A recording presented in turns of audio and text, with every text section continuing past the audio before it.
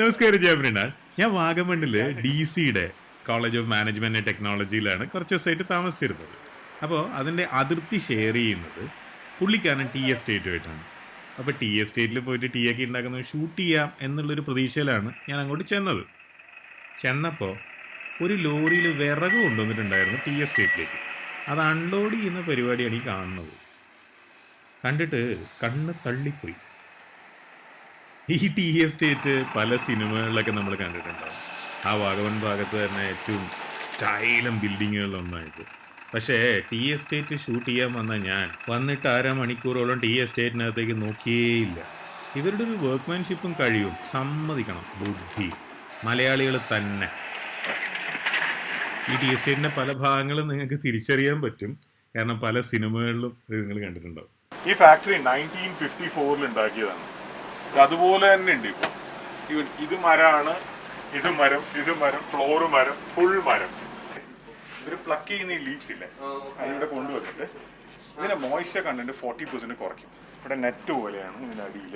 ഇതിലേക്കൂടെ ചൂട് കാറ്റ് വരും. അപ്പൊ ഇതിന്റെ ഈ നെറ്റിന്റെ മുകളിലാണ് ഈ ലീവ്സ് മൊത്തം ഉള്ളത്.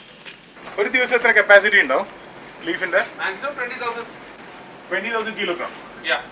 It can go above that also. But 20,000 is ideal. This is all withered leaf. ഈ ഏരിയയിലെ മോയ്സ്ചർ കണ്ടന്റ് ശരിക്കും കുറവാണ്, 40% ലെസ്. അത് ഈവൻ മഴയത്ത് ഹാർവെസ്റ്റ് ചെയ്തിട്ട് കൊണ്ടുവന്നാലും ഈ പ്രോസസ്സ് കഴിയുമ്പോൾ മോയ്സ്ചർ കണ്ടന്റ് ശരിക്കും താഴുന്നു. ഈ വിതർ ചെയ്യുന്നതിന് മുമ്പുള്ള ലീഫ് ഇവിടെ വിൽക്കാൻ പറ്റും, നമ്മൾ റബ്ബറിന്റെ ഒട്ടുപാല് വെക്കുന്ന പോലെ. ഇപ്പൊ 18 രൂപയോളം കിട്ടും ഗ്രീൻ ലീഫിന്, ജസ്റ്റ് തേയിലയിൽ നിന്ന് പ്ലക്ക് ചെയ്തെടുക്കുന്ന ലീഫിന്. അത് 10 രൂപ വരെ ചിലപ്പോൾ താഴോട്ട് പോകും. ഒരു 20-22 രൂപ വരെ ഓഫ് സീസണിൽ മേലോട്ടും പോകും. ഇപ്പോൾ 18 രൂപയാണ് വില. നമ്മളിപ്പോൾ സെക്കൻഡ് ഫ്ലോറിലാണ് നിൽക്കുന്നത്. ഇതുവഴിയാണ് ഈ ലീഫ് മുകളിലോട്ട് കൊണ്ടുവരുന്നത്. ഇവർക്ക് 20,000 ഗ്രീൻ ലീഫിന്റെ കപ്പാസിറ്റി ആയുള്ള ഒരു ദിവസം പ്രോസസ്സ് ചെയ്യാൻ. ഐഡിയലി അതിന് കൂടുതൽ വേണമെങ്കിൽ ചെയ്യും. ആ വിജയ ലീഫ് അതിലൂടെ താഴ്ച വരുന്നുണ്ട്. ഇതേ കണ്ടോ, ഇതിൽ കൂടെ അത് അവർ മുന്നോട്ട് കൊണ്ടുവരും. ഇതിനകത്തുള്ള വേറെ ഇലകളും സംഭവങ്ങളൊക്കെ ഇതിലൂടെ പുറത്തോട്ട് വരും. ചെറിയ ഇലയാക്കി ഇതിലേ കൂടെ താഴോട്ട് പോകും. ടീ ലീഫ് മാത്രം അതിലോട്ട് പോകും. പക്ഷെ ഫസ്റ്റ് ഫ്ലോറിൽ വിജയം ചെയ്യും, അത് താഴോട്ട് വന്നു ഇവിടെ ഇത് പ്രോസസ്സ് ചെയ്തു, ഇനിയും താഴോട്ട് പോകും. Tea production ഭയങ്കര സീസണൽ അല്ലേ? Seasonal. So every season it changes. So you want summer season to get good quality leaves. Yeah. The best quality tea is made during winter. Oh. അപ്പം നമ്മുടെ തേയില നുള്ളിയെടുത്ത് ഫാക്ടറി കൊണ്ടുവന്ന് വിതറിങ് എന്ന് പറയുന്ന process കഴിഞ്ഞ് ഇതിനി കട്ട് ചെയ്യാണ്. അത് കട്ട് ചെയ്തിട്ടാണ് ഓൾറെഡി താഴോട്ട് വന്നിട്ടുള്ളത്. പിന്നെ 4 സ്റ്റേജിൽ പിന്നെയും കട്ട് ചെയ്ത് ചെറുതായിക്കൊണ്ടേയിരിക്കും. ഇത് 2ാമത്തെ സ്റ്റേജാണ്. ഇപ്പം ശരിക്കും ചായപ്പൊടിയുടെ ഒരു ലെവലിലേക്ക് എത്താൻ തുടങ്ങി 3ാമത്തെ സ്റ്റേജ് ആയപ്പോഴേക്കും. കണ്ടോ, നമ്മൾ 4ാമത്തെ സ്റ്റേജിലേക്ക് എത്തുമ്പോഴേക്കും ഇതിൻ്റെ കളർ ഒരു ബ്രൗൺ പോലത്തെ ഒരു കളറായി മാറി. ശരിക്കും ചായപ്പൊടിയുടെ ഒരു ലെവലിലേക്ക് എത്തി, പക്ഷെ നനവുണ്ട്. ഇനി ഈ സാധനത്തിൽ ആൻറ്റി ക്ലോക്ക് വൈസ് കറക്കി ഇതിനെ ഗ്രാന്യൂൾസ് പോലെ ആക്കുകയാണ്. അവിടുന്ന് അവരത് കളക്ട് ചെയ്യണം ആ പാത്രത്തിൽ. എന്നിട്ട് ചുമന്ന് കൊണ്ടുപോയിട്ട് നിലത്ത് വിരിച്ചിടും. ഇത് ഏകദേശം 1.5 മണിക്കൂർ നേരം നിലത്ത് വിരിച്ചിടും. അന്തരീക്ഷ വായുവായിട്ട് സമാധാനപരമായി ചേർന്ന് ഫെർമെൻറ്റേഷൻ എന്ന് പറയുന്ന പ്രോസസ്സ് കംപ്ലീറ്റ് ചെയ്യാൻ വേണ്ടിയിട്ടാണിത്. ഇത് 1.5 മണിക്കൂർ നേരം ഏകദേശം കഴിയുമ്പോൾ ഈ സൈഡിലുള്ളത് കഴിഞ്ഞു. അത് അവരെടുത്തിട്ട് ഈ മെഷീനിലോട്ട് മാറ്റും. നമ്മൾ നേരത്തെ കണ്ട വിറക് കത്തിക്കുന്ന മെഷീനാണ് കേട്ടത്. നല്ല ചൂട് കാറ്റുണ്ടാക്കിയിട്ട് നേരത്തെ കണ്ട വിരിച്ചിട്ട തേയിലപ്പൊടി ഇതിനകത്ത് ഇട്ടിട്ട് അതിനെ ഈ എയറിൽ ഡാൻസ് കളിപ്പിക്കും. കണ്ടോ, അതവിടെ കിടന്ന് തുള്ളണത് കണ്ടോ. ആ മോയ്സ്ചർ കണ്ടൻറ്റ് ഈ പ്രോസസ്സ് കഴിയുമ്പോഴേക്ക് വെറും 3%. T1, T2, T3, T4 എല്ലാത്തിനും ടെമ്പറേച്ചർ കൺട്രോൾ ഉണ്ട്. അണ്ടർ ഫയർ ചെയ്യാൻ പാടില്ല, ഓവർ ഫയർ ചെയ്യാൻ പാടില്ല. കറക്റ്റായിട്ട് ചെയ്താൽ ഇത് നടക്കുകയുള്ളൂ. ഈ പ്രോസസ്സൊക്കെ നടക്കുമ്പോൾ പുറത്തു വരുന്ന വേസ്റ്റാണ്. ഫാക്ടറി ഇത് വിൽക്കും 30-32 രൂപയ്ക്ക്. ഇതുവരെ കൊണ്ടുപോയിട്ട് ചായപ്പൊടി കലർത്തി വിൽക്കുന്ന ആൾക്കാരുണ്ടെന്നാണ് പറയപ്പെടുന്നത്, അറിയില്ല. ഇത് ഗ്രേഡിംഗ് ആണ്. അതായത് നമ്മുടെ ആ പ്രോസസ്സ് കഴിഞ്ഞ് വരുന്ന ടീ ഗ്രേഡ് ചെയ്യണം. ഡസ്റ്റായിട്ടും ലീഫായിട്ടും ആദ്യം മാറ്റും. പിന്നെ ഓരോന്നിനും 2, 3, 4 ടൈപ്പ് ഗ്രേഡ്സ് ഉണ്ട്. ഗ്രേഡിനനുസരിച്ച് ടീയുടെ ക്വാളിറ്റി വ്യത്യാസം വരും, സ്വാഭാവികമായിട്ടും വിലയും വ്യത്യാസം വരും. ഈ മെഷീൻ ഫൈബർ എക്സ്ട്രാക്ട് ചെയ്ത് ഇവിടെ ഇട്ടത് പാക്ക് ചെയ്യും. ഒരുപാട് മാറിപ്പോയി ടീ പ്രോസസ്സിങ്ങും കാര്യങ്ങളൊക്കെ. ഈ ഫാക്ടറി തന്നെ ഫുൾ മോഡേണൈസ് ചെയ്യാൻ പോവാണ്. 5-6 കോടി രൂപയുടെ എക്യുപ്മെന്റ്സ് മേടിച്ചിട്ടുണ്ട്. പക്ഷേ ഈ വക ട്രാക്ടറൊക്കെ കാണാൻ ഒരു രസമല്ലേ, പഴയത്. This is Pradeep Kumar Mohan. He's from Punjab. He speaks Malayalam നന്നായിട്ട് പറയും, തമിഴ് നന്നായിട്ട് പറയും, പിന്നെ ഇപ്പം കന്നഡ പഠിച്ചുകൊണ്ടിരിക്കുക അല്ലേ. മീൻ മൂപ്പര് 20 വയസ്സ് കഴിഞ്ഞപ്പോൾ എവിടെയോ അപ്ലൈ ചെയ്തു, ഒരു ജോലി കിട്ടി. ഇപ്പോൾ എത്രയോ 100-120 വയസ്സായി. മൂപ്പര് ഇപ്പോഴും ടൈലർ ഫാക്ടറി വർക്ക് ചെയ്തുകൊണ്ടിരിക്കുക. മൂപ്പര് പറഞ്ഞുകൊണ്ടിരിക്കുകയായിരുന്നു ഇദ്ദേഹത്തിൻ്റെ കഥ. ഒരു ദിവസം ഫാക്ടറിയുടെ മുകളിലെ ഷീറ്റ്സ് ഇല്ലേ, അത് മഴയത്ത് പൊട്ടിപ്പോയി. എന്നിട്ട് വെള്ളം മുഴുവൻ ഉള്ളിലേക്ക് വരും. അപ്പോൾ ഫാക്ടറിയുടെ സേവ് ചെയ്യാൻ വേണ്ടി ഇങ്ങേരും 2 വർക്കേഴ്സും കൂടി അതിൻ്റെ മുകളിൽ കയറിയതിന് ഒറ്റയ്ക്ക്. ഏത് വർഷമാണിത്? അല്ല, അത് 2-3-4-6 മാസമേ ഉള്ളൂ. 6 മാസമേ? ഈ വർഷമാണിത്, കോവിഡിന് മുമ്പ്. ചേട്ടൻ്റെ പേരെന്താ? കൃഷ്ണകുമാർ. കോട്ടയത്താണല്ലേ? സാറ് പറയായിരുന്നു ചേട്ടൻ്റെ ഫാദർ ഇവിടെ തന്നെയായിരുന്നു. ഫാദർ 45 വർഷം ഇവിടെ ജോലി ചെയ്തു. ചേട്ടനോ? 32 വർഷമായി. 32 വർഷം. ഇപ്പൊ ഫാദറും അച്ഛനും മോനും കൂടെ ഇപ്പൊ 77 വർഷം ഒരു കമ്പനിയിൽ ജോലി. I mean, they made this sale in between, right? He has been. The estate was abandoned. Okay. They were the ones who looked after this property when it was abandoned. Some office staff, Anil is there. Okay. They are all very senior staff in the company. Tea എസ്റ്റേറ്റിലേക്ക് ജോലി എന്ന് പറയുന്നത് ഒരു ജീവിതം അതിനു വേണ്ടി മാറ്റിവെക്കുന്ന പോലെയാണ്. ഇവർക്കൊന്നും വേറെ ഒരു ജീവിതവും ഇല്ല, ഒരു കാര്യമില്ല, ഇവിടെ തന്നെയാണ്. ഒരു സിനിമ കാണണമെങ്കിൽ വരെ മൂവാറ്റുപുഴയ്ക്ക് കോട്ടയത്തിന് പോകണം. ഈ ബെല്ലടിക്കുന്നതിനൊരു കഥയുണ്ട്.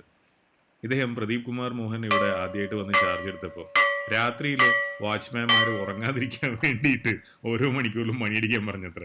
അപ്പോൾ ഓരോ മണിക്കൂറും മണിയടിക്കുന്ന കേൾക്കുമ്പോൾ എല്ലാവരും എഴുന്നേക്കുമല്ലോ. വേറെ കാര്യമൊന്നുമില്ല, വല്ല വന്യമൃഗങ്ങളും കയറി വരും, ആൾക്കാർ കയറി വരും, അങ്ങനത്തെ ഒരു സ്ഥലമാണിത്. അല്ലാണ്ട് ഉറങ്ങുന്നതിന് വിരോധം ഉണ്ടായിട്ട് മാത്രമല്ല. Do you have a tea brand? Yeah, Sri Ganga is our company brand. So we sell Sri Ganga Premium, which is a leaf blend. Then we have Sri Ganga Supreme, which is a dust blend. Then is Sri Ganga Golden Leaf Tea, which is this award-winning tea. It's by Teaboat, right? Yeah, Teaboat and opposite. വളരെ വർഷങ്ങളായിട്ട് ഞാൻ തേയിലക്കാടുകളൊക്കെ കാണുന്നതാണ്. അപ്പോൾ എനിക്കുണ്ടായിരുന്നൊരു സംശയമാണ്, ഇത് organic ആയിട്ടാണോ ഇത് വളരുന്നത്? ഇന്ത്യയിൽ തന്നെ ഒരു കമ്പനി അവരുടെ അറിവിലുള്ളൂ, അത് ടീ സ്റ്റെയിൻസ് എന്ന് പറയുന്ന കമ്പനിയാണ്, കൂനൂർ. അവർ മാത്രമാണ് ഓർഗാനിക് ടീ ഉണ്ടാക്കുന്നതെന്ന് പറയുന്നത്. ഇവർ ഒരുപാട് പേര് പലരും ട്രൈ ചെയ്തിട്ടുണ്ട്. എന്താ പ്രശ്നം എന്ന് വെച്ചാൽ ഫെർട്ടിലൈസേഴ്സും കെമിക്കൽസും യൂസ് ചെയ്തിട്ട് ഗ്രോ ചെയ്താൽ കിട്ടുന്നതിനേക്കാളും വളരെ കുറവേ ഇവർക്ക് ടീ ലീഫ് കിട്ടുള്ളൂ ഓർഗാനിക്കലി ഗ്രോ ചെയ്താൽ. അപ്പോൾ വിൽക്കുമ്പോൾ 4 ഇരട്ടി പൈസയെങ്കിലും കിട്ടിയില്ലെങ്കിൽ ബ്രേക്ക് ഈവൺ ആവില്ല, നഷ്ടമാവും. അപ്പോൾ ഇത് തന്നെയാണ് ഓർഗാനിക്കലി എന്ത് ചെയ്യുമ്പോഴും. ഈവൻ നമ്മൾ പച്ചക്കറി വളർത്തുമ്പോൾ അല്ലെങ്കിൽ ഈവൻ പൂ വളർത്തുമ്പോൾ, നമ്മുടെ വീട്ടിലൊക്കെ കിട്ടുന്ന പൂവിടുന്ന പൂവിൽ കെമിക്കൽസ് ഉണ്ടെന്ന് നിങ്ങൾക്ക് അറിയാലോ അല്ലേ? നമ്മളിങ്ങനെ മണത്ത് നോക്കിക്കഴിഞ്ഞാൽ ദാറ്റ്സ് ഡേഞ്ചറസ്. അങ്ങനെ എന്ത് വളർത്തുമ്പോഴും ഓർഗാനിക്കലി വളർത്തുമ്പോൾ 3, 4, 5 ഇരട്ടി പൈസ ആയിരിക്കും കിട്ടിയില്ലെങ്കിൽ അവർക്ക് ലാഭം ഉണ്ടാവില്ല, നഷ്ടമായിരിക്കും, പൂട്ടേണ്ടി വരും പരിപാടി. നമ്മളെല്ലാവരും എന്ന് പറയുമ്പോൾ വലിയ വലിയ സിറ്റീസിലൊക്കെ ഉള്ള ആളുകൾ ഓർഗാനിക്കാണ് നല്ലതെന്നൊക്കെ വെറുതെ വർത്താനം പറയും. നമ്മളാരും അതിന് കാശ് ചിലവാക്കില്ല. അവസാനം ഇത് വളർത്തുന്ന പ്ലാന്ററും കൃഷിക്കാരനും അവിടെ ജോലി ചെയ്യുന്നവനും കഷ്ടപ്പാട്, അവന് പൈസയൊന്നും കിട്ടില്ല, പൂട്ടിപ്പോവും. ഈയിടെ പറയായിരുന്നു ഇന്ത്യയിലെ തന്നെ വലിയ വൺ ഓഫ് ദ ബിഗ്ഗസ്റ്റ് കമ്പനിയുടെ പേര് ഞാൻ പറയുന്നില്ല, ദേ ട്രൈഡ്. അവർ കുറേ മെനക്കെട്ട് ഫുൾ പ്ലാന്റേഷൻ മാറ്റി ഓർഗാനിക് ആക്കി. ടീ പ്ലാന്റേഷൻ്റെ കാര്യമാണ് പറയുന്നത്. എന്നിട്ട് അവസാനം ഒരു രക്ഷയില്ലാതെ, ഒരു ഗതിയില്ലാതെ അവർക്ക് തിരിച്ച് മറ്റേ ഇൻഓർഗാനിക് ബേസിലേക്ക് വരേണ്ടി വന്നു, ഫെർട്ടിലൈസേഴ്സൊക്കെ യൂസ് ചെയ്യേണ്ടി വന്നു. നമ്മൾ പൈസ കൊടുക്കാൻ തയ്യാറല്ല. ടീ എസ്റ്റേറ്റിലെ എൻ്റെ കുറേ എക്സ്പീരിയൻസ് മനസ്സിലായ വേറൊരു കാര്യം, നമ്മുടെ മലയാളി വർക്കേഴ്സ് അവർ ഒരു ഷിഫ്റ്റേ വർക്ക് ചെയ്യുള്ളൂ. അപ്പോൾ അവർക്ക് 400 റുപ്പീസാണ്, 400 and something ആണ് കൂലി കിട്ടുക. അവരുടെ PF അത് ഇതെല്ലാം കൂടി അബൌട്ട് 600 റുപ്പീസ് ഒരു ഷിഫ്റ്റിന്. അപ്പോൾ ഇവിടുന്ന് ജാർഖണ്ഡിൽ നിന്ന് ഇവിടുന്ന് കുറച്ച് വർക്കേഴ്സ് വരുമല്ലോ, അവർ 2 ഷിഫ്റ്റ് ജോലി ചെയ്തു എവ്രി ഡേ, 2 ഷിഫ്റ്റ്. അതുപോലെ കൂടുതൽ കാശ് കിട്ടാൻ വേണ്ടി അവർ കോൺട്രാക്ട് വർക്ക് ചെയ്യും. കോൺട്രാക്ട് വർക്ക് എന്ന് പറയുമ്പോൾ എത്ര കിലോ പ്ലക്ക് ചെയ്തു അതൊക്കെ റിലേറ്റഡ് ആയിട്ടാണ്. നമ്മുടെ മലയാളി ആളുകൾ ഒരിക്കലും കോൺട്രാക്ട് എടുക്കില്ല. അത് കാരണം എന്ന് വെച്ച് കഴിഞ്ഞാൽ മറ്റേതെന്ന് പറഞ്ഞാൽ ഒരു ഷിഫ്റ്റ് എങ്ങനെയെങ്കിലും മുഴുവിപ്പിച്ചാൽ കാശ് കിട്ടും. കോൺട്രാക്ട് ആകുമ്പോൾ കറക്റ്റായിട്ട് കിലോ വേണം, വെയിറ്റ് വേണം, എത്ര വർക്ക് ചെയ്തു എന്നുള്ളതിന് കണക്ക് വേണം. അതിനൊന്നും നമുക്ക് താല്പര്യമില്ലാതെ പറയുന്നത്. അതുപോലെ ഞാൻ ജനറലൈസ് ചെയ്ത് പറയല്ല, പൊതുവെ നമ്മുടെ മലയാളി ആളുകൾ ഇവിടുന്ന് കിട്ടുന്ന വൈകുന്നേരം എന്ത് കിട്ടിയാലും കുടിക്കും അത്ര, ഏറ്റവും ബേസിക് ആയിട്ടുള്ള ലിക്കറൊക്കെ കുടിച്ച്. പക്ഷേ ജാർഖണ്ഡിൽ നിന്നൊക്കെയുള്ള ആൾക്കാർ പറഞ്ഞു കേട്ടതാണ്, അവർ ആഴ്ചയിൽ ഒരു ദിവസമേ കുടിക്കുകയുള്ളൂ. 2 ഷിഫ്റ്റ് വർക്ക് ചെയ്ത് അത് സൺഡേ മാത്രമേ കുടിക്കുള്ളൂ അത്ര.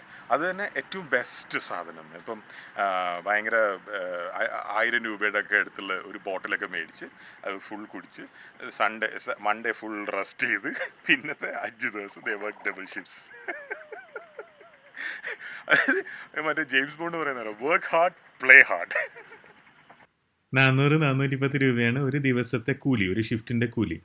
പക്ഷേ ആരാധിക്കാൻ വേണ്ടിയിട്ട് കോടിക്കണക്കിന്, എത്രയോ 3-4 കോടി രൂപ ചിലവാക്കിയിട്ട് പള്ളിയൊക്കെ ഉണ്ടാക്കി വെച്ചിട്ടുണ്ട്.